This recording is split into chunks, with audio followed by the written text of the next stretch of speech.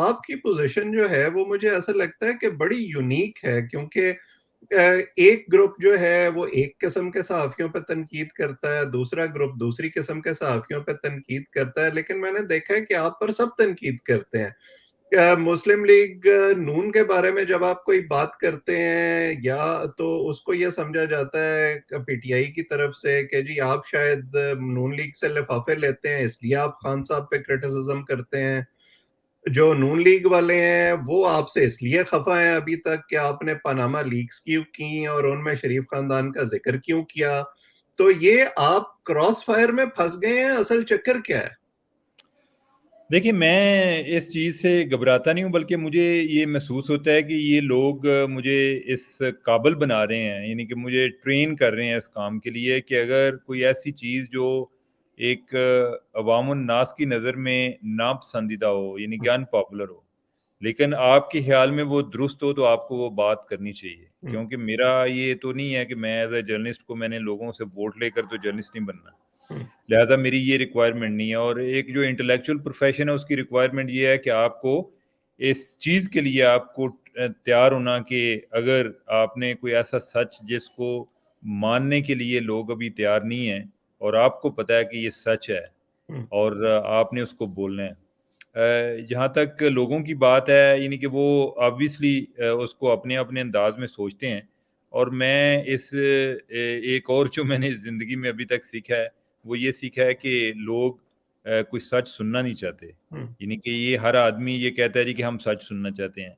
असल में वो दिल ही दिल में ये कह रहे होते हैं कि वो सच जिसको उन्होंने अभी हुँ, तक सच माना हुआ है, तसव्वुर किया हुआ है, वो बिल्कुल। उसकी उसकी उसका तकरार चाहते हैं। जो बंदा उसकी वही रिपीट कर रहा होता है ना, वो कहते हैं कि ये बंदा हक की बात कर रहा है। हुँ, जो बंदा उससे ज़रा इन्हिराफ करता है, वो कहते हैं कि ये बंदा बेग़ैरत है। हुँ, और ये चलता रहता है सिलसिला, और ये ख़ास तौर पे पीटीआई में तो ख़ैर बहुत ज़्यादा है ना, इनके मैं जब पनामा पेपर पे कुछ 2 साल कैंपेन यानी कि जो भी चल रहा था, लेकिन ये है कि उस अमल में मेरा जो एक रोल है, या जो जिस तरह से मैंने उसको अदा करने की कोशिश की, यानी कि फ़ायदा तो ख़ैर हर चीज़ का कोई ना कोई उठा जाता है। यानी कि हुँ, उसमें मेरा रोल जो है वो एक फैक्ट चेकर का था कि जो हक़ाइक़ हैं वो आने चाहिए, उनको डिस्टॉर्ट नहीं होना चाहिए। अच्छा, उस टाइम जो है ना उसकी एक फ़ितरी जो एक जो उससे मुस्तफ़ीद होने वाली पार्टी थी वो पीटीआई थी। हुँ, यानी कि जो मैं बात करता था, और उस टाइम खान साहब भी जो हैं, यानी कि मैं उनके लिए भी एक मुस्तनद गवाही था, हुँ, और उनके जो दूसरे लोग हैं उनके लिए भी था। और फिर ये है कि जिस तरीके से सुप्रीम कोर्ट ने मियाँ नवाज़ शरीफ को फ़ारिग किया, हुँ। वो शुरू में तो मैं एक्साइटेड था जब तक मैंने फ़ैसला नहीं पढ़ा।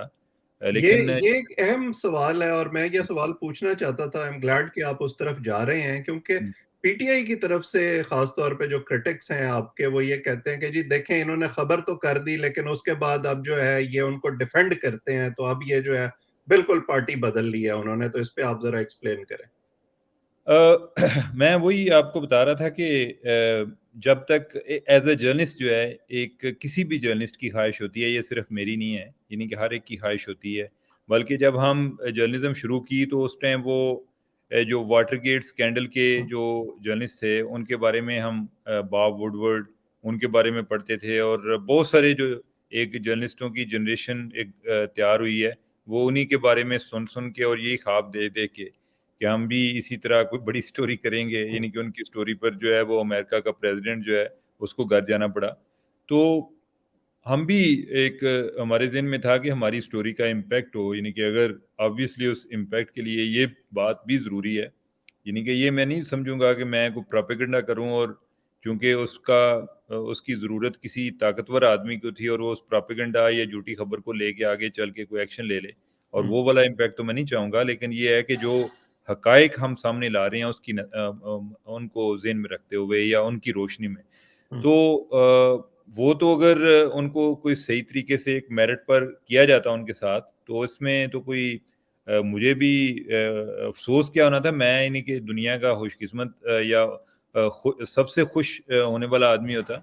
लेकिन जब मैंने उस केस का फ़ैसला पढ़ा, पहले उससे मैंने मुबारकबादें भी समेटी, हुँ, लेकिन ये है कि जब मैंने केस का फ़ैसला पढ़ा तो मुझे बहुत ही मायूसी हुई। कि जिस तरीके से फारिग किया गया, यानी कि ये होता है कि आप जो है इतनी देर से जो आपकी सारी मशक का मकसद एक बंदे को फारिग करना था, और ये वो फैसला है कि जिस तरह जुल्फ़कार अली भुट्टो की फांसी का फैसला कभी कोर्ट नहीं हुआ उसके बाद, ये फैसला भी ऐसी कोई एक काबिले यानी कि कोई इसको यानी कि काबिले तहसीन तसव्वुर नहीं किया जाता कि इसको इसका हवाला दिया जाए जी कि बड़ा उसमें कोई नई ज्यूरिस्प्रूडेंस लेकर आए थे, ऐसा नहीं था। और मुझे याद है कि उस टाइम मेरे आईसीआईजे के कोई यूरोप में एक कोलीग थे, उनका मुझे फ़ोन आया, वो कहते हैं कि हम आपका इंटरव्यू करना चाहते हैं, यानी कि ये जर्नलिज़्म की विक्ट्री है। मैंने कहा कोई जर्नलिज़्म की विक्ट्री नहीं हुई, जर्नलिज़्म को उन्होंने अपनी हद तक इस्तेमाल ज़रूर किया अपने लिए, लेकिन ये नहीं हुई। और यही मेरा जो पॉइंट है, यानी कि वो आईसीआईजे को भी था। आईसीआईजे ने भी आज तक कभी उस अंदाज़ में क्रेडिट नहीं लिया, यानी कि वो भी अगर बयान करें तो वो इसी तरह बयान करते हैं कि पनामा से शुरू होके आगे जो जो भी यानी कि कोई और वजह बनाई। तो हमें जो है यानी कि मेरा ये मकसद नहीं है, यानी कि कई लोग कहते हैं जी कि वो जी मुझे फलां स्टोरी नहीं करनी चाहिए थी। बात ये है कि मैंने तो बहुत सारी स्टोरीज़ की हैं। अब जो पसंद आने वालों को अगर ये पसंद आ गई है, मेरी दूसरी स्टोरीज़ पर कहीं पे तो एक्शन नहीं हुआ। लिहाज़ा यानी कि अब इस डर से तो मैं खामोश नहीं रह सकता। या अगर इस पनामा में भी, ये पेंडोरा में भी अगर मियां नवाज शरीफ का नाम आता तो मैं उसको रोक नहीं सकता था। यानी कि अगर हमने अपने पब्लिशर का नाम नहीं रोका, या अब ये देखिए मेरे लिए एक प्राइम मिनिस्टर से ज़्यादा मेरे लिए इम्पोर्टेंट मेरा पब्लिशर है, ठीक है? और by the way I have great regard for him. यानी कि मैं जो है यानी कि आमतौर पे लोग बड़े शाय फ़ील करते हैं जी कि भई जी वो चूँकि आप उनके पास काम करते हैं और जी यानी कि उनके बारे में बात करना। लेकिन ये है कि यानी कि ये वो ही बंदा ज़्यादा समझ सकता है या बात कर सकता है जिसका उनके साथ इंटरेक्शन हुआ हो। लेकिन हमने तो उनका नाम भी नहीं रोका, ठीक है? उनका नाम भी चला है, और सो मच कि पेंडोरा पेपर्स जब आए तो 9:30 से 10 बजे की जो नशरियात थीं, उस दौरान ये बात तो चली कि यानी कि कुछ मीडिया ओनर्स के भी नाम हैं। लेकिन अगर किसी मीडिया ओनर्स का नाम चला है तो वो मीर शकील उर रहमान का नाम उनके अपने टीवी पर चला है, ठीक है? बिल्कुल। और ये किसी मेरे लिए वो ज़्यादा इम्पोर्टेंट है जी कि प्राइम मिनिस्टर का अगर नाम आता है, तो अगर हम उनका चला सकते हैं तो और काम किस तरह रोक सकते हैं? और बिल्कुल यही सही। हमारी, जब कोई बंदा इवन पेंडोरा के दौरान भी कई लोग रिक्वेस्ट भी करते थे जी कि मेरा नाम ना चलाएँ, तो हम यही बात करते थे, हर उनको हम बता नहीं सकते थे कि किस-किस का नाम है, और ना हमने उस टाइम पब्लिशर का भी बताया। तो हमने उनको यही कहते थे कि हमारे जी बड़े करीबी लोग जो हैं, यानी कि उनके भी नाम हैं, तो वो भी चल रहे हैं, यानी कि आपका नाम हम किस तरह रोकेंगे? ना हम बिल्कुल किसी सही का है। तो डाल सकते हैं, ना किसी का निकाल सकते हैं।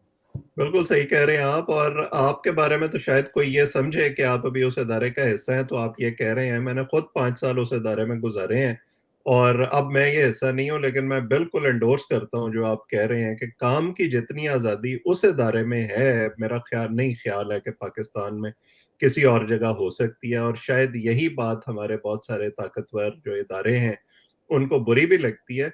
तो एक वज़ाहत पनामा लीक्स के हवाले से, फिर हम पेंडोरा लीक्स पे आते हैं। आपने क्योंकि वो सारे कागज़ देखे हैं, और मुस्लिम लीग नून बार-बार ये कहती है कि ये नवाज़ शरीफ का तो नाम ही नहीं था उन कागज़ों के अंदर। तो आप रिकॉल करें उन लोगों के लिए जिनके लिए शायद अब वो खबर पुरानी हो गई है, कि क्या नवाज़ शरीफ का अपना नाम मेंशन था पनामा पेपर्स में? नहीं, मियां नवाज शरीफ का अपना नाम नहीं था, और हमने लिखा भी नहीं। हुँ, बाज़-औक़ात आप ही इसको यानी कि आईसीआईजे की स्टोरी में आ गया। हुँ, और आप इसको कह लें कि बाज़-औक़ात जो जर्नलिस्ट है ना, वो जिस जगह भी दुनिया के हो ना, वो उनका अपनी स्टोरी को बड़ा करना चाहते हैं। हुँ, तो शायद या ये भी हो सकता है कि वो चूँकि उसको हुआ ये कि इंट्रो में इस तरह आ गया कि वो लिखना उन्होंने था कि जो है ना, the children of prime minister of Pakistan. हुँ, तो पता नहीं स्पेस की कमी थी या गलती से क्या मसला बना, लेकिन ये है कि उधर लिखा गया, नीचे जाके उन्होंने the children of prime minister of Pakistan ही लिखा हुआ। हुँ, अच्छा, बाकी जो है ना, पावर प्लेयर में नवाज शरीफ की तस्वीर आ रही थी और बच्चों की आ रही थी। इसको आप नहीं यानी कि गलत कह सकते, क्योंकि बच्चों की शिनाख्त ही बाप था। हुँ, यानी कि उसके अलावा वो खबर थे नहीं। हुँ, ठीक है, यानी कि वो ये नहीं आ सकता था जी कि आप ये कहें कि बच्चों को जिधर को फ़ायदा होता है तो वो प्राइम मिनिस्टर के बच्चों के तौर पे फ़ायदा मिले, लेकिन अगर कहीं नुकसान होता है तो उधर से प्राइम मिनिस्टर को निकाल दें। हुँ, और मुझे याद है कि जिस दिन हमारी खबर उस दिन रात को छपनी थी, तो मुझे रात को 2 बजे दफ़्तर से फ़ोन आया हुँ, उन्होंने कहा जी कि मेरा ख्याल है बल्कि जो है ना गार्डियन उसमें भी यही चल रहा था जी कि प्राइम मिनिस्टर नवाज शरीफ के जी हुँ, यानी कि उनकी कंपनी निकली। तो मुझे दफ्तर वालों ने कहा जी कि जो है ना गार्डियन भी यही चला रहा है, आईसीआईजे भी चला रहा है, गार्डियन भी चला रहा है। मैंने कहा जी नहीं, मैंने डेटा देखा हुआ है, हुँ, उसमें नवाज शरीफ का नाम नहीं है, उसके बच्चों का नाम है। हुँ, तो अल्टीमेटली बाद में उन्होंने भी रिट्रैक्ट किया, उन्होंने करेक्शन भी अपनी रन की, आईसीआईजे ने भी रन की कि जो है ना असल में चिल्ड्रन ऑफ प्राइम मिनिस्टर हैं, हुँ, यानी कि नॉट प्राइम मिनिस्टर हिमसेल्फ। हुँ, तो अब ये है कि इधर कई लोग जो हैं वो मुझे भी लगे होते हैं जी कि आपने ये चला दिया। मैं अब जो है ना गैर ज़रूरी वज़ाहतें मैं रोज़ाना देता नहीं हूँ, यानी कि मुझे अच्छा नहीं लगता क्योंकि कुछ शुरू-शुरू में मैंने ये बात को एक्सपीरियंस किया कि जी हुँ, आपने हमें वज़ाहत देनी चाहिए। लेकिन मैं फिर यही करता हूँ कि जब वो मलबा इकट्ठा होता रहता है, मैं कहता हूँ कि देखता हूँ कि इस पर कितने को लोग बात करते हैं। अगर हुँ, कोई ज़्यादा लेवल पर गलतफ़हमी है, कोई दरमियान में एक दफ़ा वज़ाहत दे दी, फिर जो है यानी कि मैं देखता हूँ कि कुछ देर के बाद फिर कोई और बात शुरू कर देता है। मैं कहता हूँ यार फिर अगर यानी कि शायद मेरे लिए भी मुमकिन नहीं है और इन लोगों के लिए भी मुमकिन नहीं है कि इन्होंने हर ट्वीट देखा हो, या हुँ, ये फिर हो सकता है कि किसी की नीयत का मसला हो कि उन्होंने कहना हो जी कि इसने जो भी वज़ाहत दी है, हमने इसको अपने अंदाज़ में रिपीट करना है। बिल्कुल। तो लेकिन जो है ना as a matter of fact ये है कि प्राइम मिनिस्टर का नाम नहीं था, उनके बच्चों का नाम था। बिल्कुल, लेकिन इंटरेस्टिंग बात ये है ना कि उस वक़्त बाय इन्फेरेंस जैसे उनके बच्चों का नाम आ रहा था तो उनका तज़किरा हुआ, लेकिन वो पीटीआई के लिए एक्सेप्टेबल था। लेकिन अब इस दफ़ा पेंडोरा लीक्स में अगर उसी तरह कैबिनेट मेंबर्स के हवाले से इमरान खान साहब का तज़किरा हुआ है, तो उस पर उन्हें बहुत तशवीश है कि ये बिल्कुल अच्छा नहीं हुआ और ये कोई सहाफ़ती असूलों के बड़े बरख़िलाफ़ है। तो इस दफ़ा अब जो पेंडोरा लीक्स आपने की हैं, कैसा ये प्रोसेस रहा आपका? मैं उन लोगों के लिए जो नहीं जानते कि मतलब ये खबर कैसे आती है, उस पे कैसे काम होता है।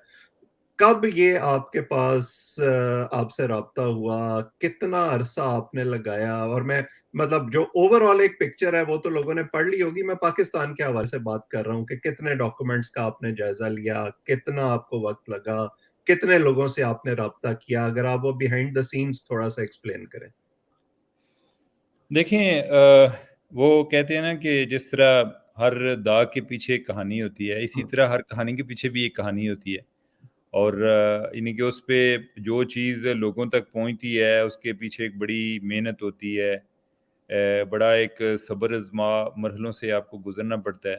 तो जो है यानी कि मेरे पास जो है मेरे हले कोई ये आए हुए कोई तकरीबन कोई 1.5 साल हो गया था। ओवरऑल जो है यानी कि इस प्रोसेस को शुरू हुए, क्योंकि शुरू में ये भी होता है कि उन्होंने डेटा को एक स्ट्रक्चरल फॉर्म में लाना और हुँ, उसको रीडेबल बनाना। और ये है कि फिर उसमें जो एक एंगेजमेंट्स होती हैं, लोगों को जिस तरह जो मुख्तलिफ इन्वॉल्व होते हैं, वो डिपेंड करता है। अगर पाकिस्तान के रिलेटेड कुछ खातर-हाँ डेटा होगा तो तब वो पाकिस्तान से किसी को इन्वॉल्व करेंगे। ये नहीं होगा कि जिधर 2-4 नाम आए तो सबको उन्होंने शामिल कर लेना है, हुँ, ऐसा नहीं होता। और बाकी जो है ना, एक तो जो है ना ये आप समझें कि एक समंदर की तरह है, यानी कि ओवरऑल जितना डेटा था जो आईसीआईजे के पास था, वो हर एक के पास था। हर ओके, उस शख्स के पास था कि जिसने एग्रीमेंट साइन किया हुआ था, जिसको उन्होंने अपना पार्टनर बनाया हुआ था। ठीक। और यानी कि बाकी जो है यानी कि आपकी एक एफर्ट होती है। अब ये नेचुरल बात है कि मेरा ज़्यादा फ़ोकस पाकिस्तान पर होगा। यानी कि हुँ, मैं अगर कोई अफ्रीका या अमेरिका के किसी बंदे को तलाश करना चाहूँ तो मेरे पर कोई कदगन नहीं है हुँ, कि आप जो है कोई ट्रंप को तलाश नहीं कर सकते या आप बाइडेन की फैमिली को नहीं कर सकते। लेकिन मैंने ये देखना है कि क्या मेरी एफर्ट, इसका क्या फ़ायदा क्या है? हुँ, मेरे जो पाकिस्तानी लोग हैं वो पाकिस्तान से ज़्यादा इंटरेस्टेड हैं। और फिर ये है कि जो इतने ज़्यादा पार्टनर्स इन्वॉल्व करने का एक फ़ायदा ये भी है कि मुझे इंडिया को सर्च करने की ज़रूरत नहीं है। इंडिया वाले जो जर्नलिस्ट हैं वो अपने लोगों को खुद तलाश कर रहे हैं। तो उनकी बिल्कुल। तलाश का मैं फ़ायदा उठा लूँगा कि उधर से क्या-क्या है, हुँ, या जो अमेरिका से है यानी कि क्या-क्या आ रहा है। तो वो मैं जो है यानी कि अपना पाकिस्तान पर फ़ोकस करूँगा। तो ओवरऑल तकरीबन मेरे ख़्याल है कोई 50,000 कोई डॉक्यूमेंट्स थे जो यानी कि पाकिस्तान के रिलेटेड किसी न किसी हवाले से उनमें ज़िक्र आ रहा था। और जिनको यानी ये दैट इज़ अ गेस, हुँ, यानी कि ओवरऑल एक एस्टीमेट है, यानी कि ये नहीं है यानी इससे कोई शायद ज़्यादा भी हों। तो ओवरऑल अच्छा, यानी कि मैंने एक चीज़ नोट की है। मैंने तो ख़ैर पेंडोरा पेपर रिलीज़ होने से 2 दिन पहले मैंने टीवी देखी नहीं है, यानी कि मैं इतना ज़्यादा हुँ, बिज़ी टाइम गुज़र रहा था। कोई स्टोरीज़ की ड्राफ्टिंग के हवाले से और जो लास्ट मिनट चेंजेस होती हैं उसके हवाले से कि मुझे स्वाए एक दफ़ा जो 24 घंटे पहले एक बीपर दिया है वो मैंने बीपर दिया है यानी कि और उसका मुझे किसी ने क्लिप भेज दिया तो वो मैंने देख लिया। मैंने ओवरऑल नहीं देखा, मुझे नहीं आइडिया कि बाहर कितनी एक हाइप क्रिएट होगी। हुँ, और मेरे ख़्याल है उसका एक वजह जो है ये इन्होंने खुद जो ज़ुमान पार्क को एक हुँ, कंट्रोवर्सी बना दिया। यानी कि हमारी नज़र में अनलेस के कोई एक और नई चीज़ आ जाए, हुँ, तो हम समझ रहे थे कि ठीक है यानी कि जो ये एक एक्सप्लेनेशन दे रहे हैं जी कि जो नंबर 2 ज़ुमान पार्क है यानी कि एक से ज़्यादा घर हैं मुख्तलिफ़ जगहों पर हैं उसी लोकेशन में। तो ये मुमकिन है कि एक से ज़्यादा नंबर 2 हैं। तो यानी कि उन्होंने बताया जी कि 2 राहदारी हैं और इधर से दाखिल हों तो उधर भी नंबर 2 हुँ, आता है, उधर से भी दाखिल हों तो नंबर 2 आता है।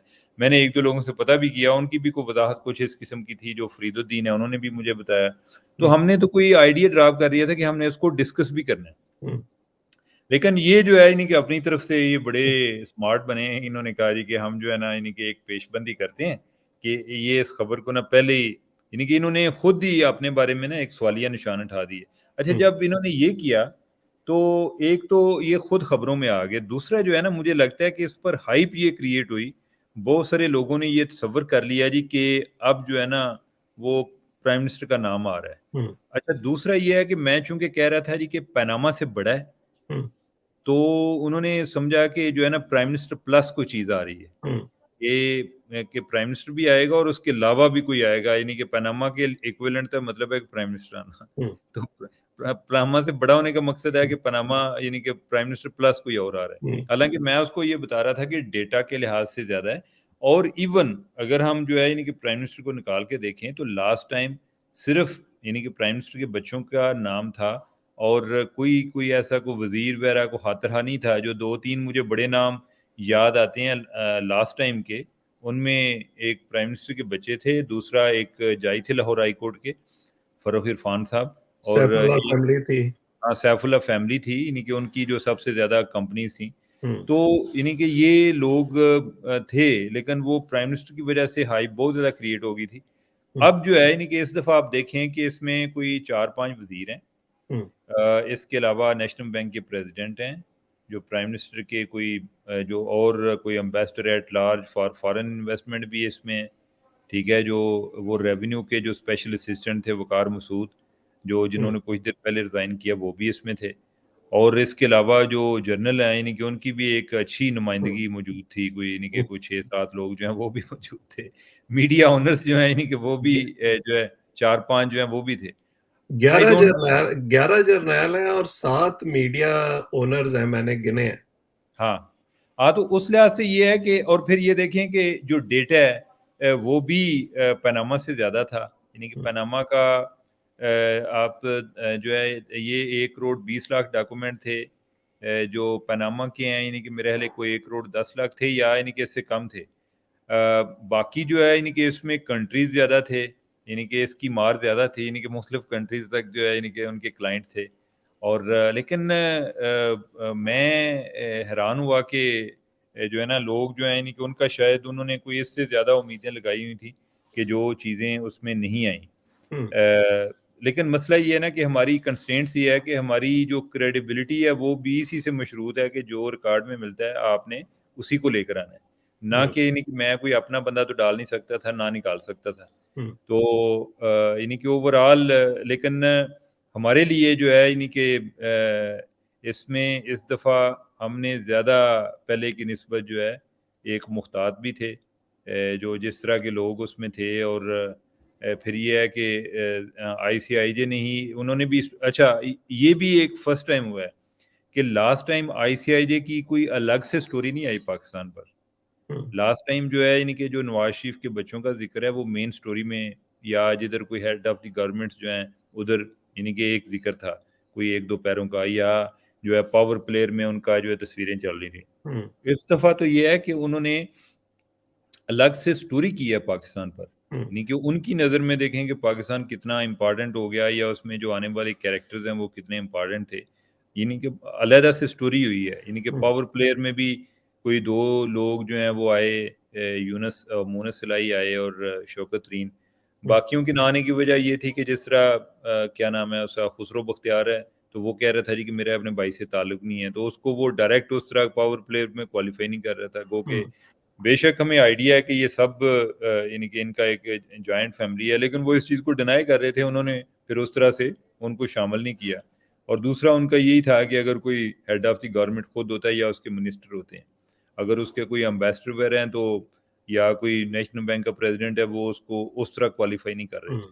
वो के स्टोरी में उनका जिक्र था इन्हीं के काफ़ी लोगों का। तो इन्हीं के ये ओवरऑल अच्छा, फिर जो है ना इन्हीं के मेरा जो एक पर्सनल एक्सपीरियंस है, ये तो है लोगों की नज़र में। मेरा जो एक पर्सनल एक्सपीरियंस है ना पनामा की दफ़ा जो है, यानी कि मैं almost a kind of first timer, ठीक है। यानी कि पहले मैं 1-2 लीक्स में, यानी कि उसमें पहले कोई एक बैंक था, उसका डेटा आया था, तो लेकिन उसमें जो है ना तफ़सील इतनी ज़्यादा नहीं थी। तो पनामा एक तरह का मेरा एक फर्स्ट एक्सपीरियंस था। और उसके बाद 1-2 आए, और यानी अब ये पेंडोरा आया, तो पेंडोरा के दौरान यानी कि मैं भी ग्रेजुएट हो चुका था, जो डॉक्यूमेंट्स को देखने का, उनको अंडरस्टैंड करना, या उसमें काफ़ी मेरा एक इंटरेस्ट डेवलप हुआ था।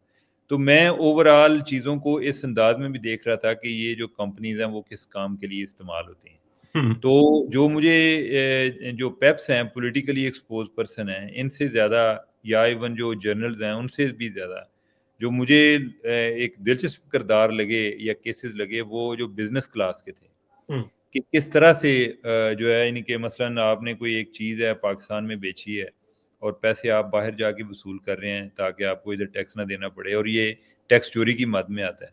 यानी कि उसमें एक केस है जिसके बारे में यानी कि एफबीआर ऑलरेडी रिकवरी कर चुका है, यानी कि वो एक बशीर दाऊद हैं। तो उनका यानी कि उन्होंने एक दफ़ा कोई एक डॉलेंस इलेक्ट्रॉनिक्स उनके पास थी, वो उन्होंने बेची, और पाकिस्तान में डिक्लेयर किया कि मैंने $30 लाख की बेची है। और उसके लिए उन्होंने एक ऑफशोर कंपनी इस्तेमाल की, जिसको उन्होंने कहा जी कि मैंने एक फॉरेन कंपनी को बेची है। अच्छा, वही बात जो हमारी पहली कंस्ट्रेंट्स की हो रही थी कि इतना पीछे जाके चेक भी नहीं कर सकते कि जी ये कौन सी फॉरेन कंपनी है, क्या मसला है।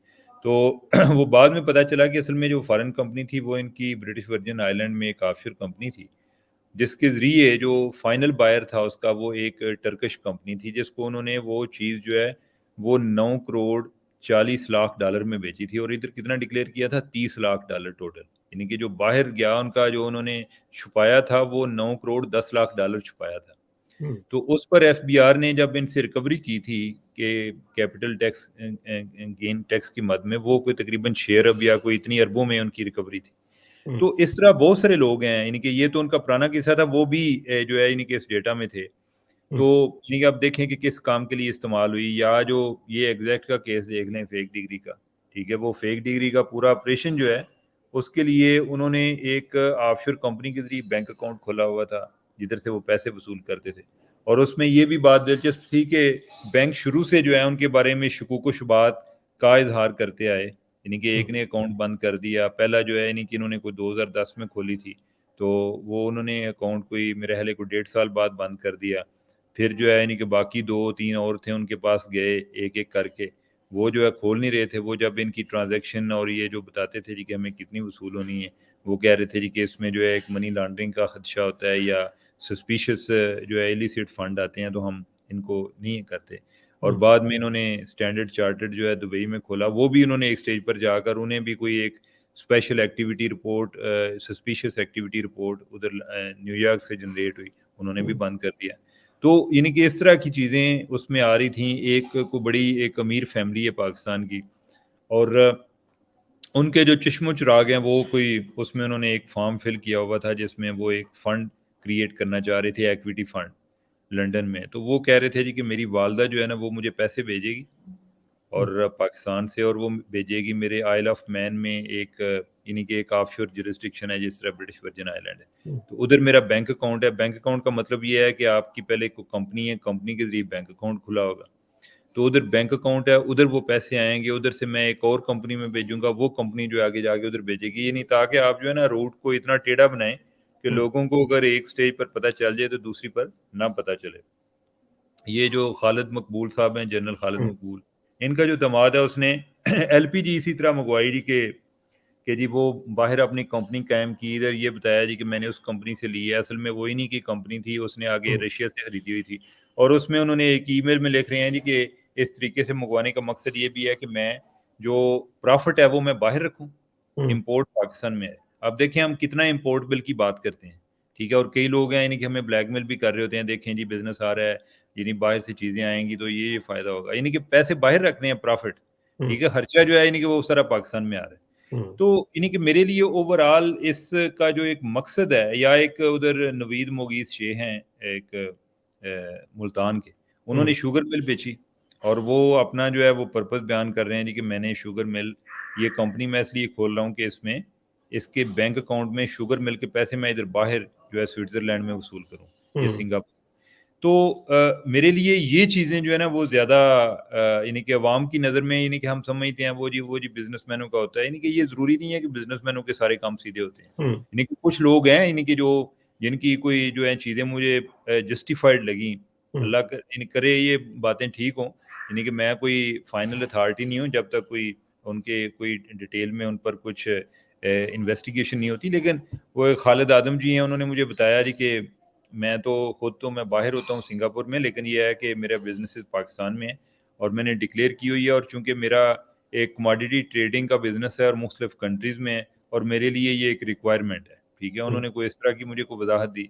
या जो अदनान अफरीदी हैं एक जो एमडी हैं नेशनल इन्वेस्टमेंट के, तो उनकी हुँ, भी एक कंपनी थी, उन्होंने कहा जी कि मैंने एक टाइम पर शुरू की थी और उस टाइम मैंने कोई कंसल्टेंसी का कॉन्ट्रैक्ट लेना था, रिक्वायरमेंट ये थी कि कंपनी होनी चाहिए।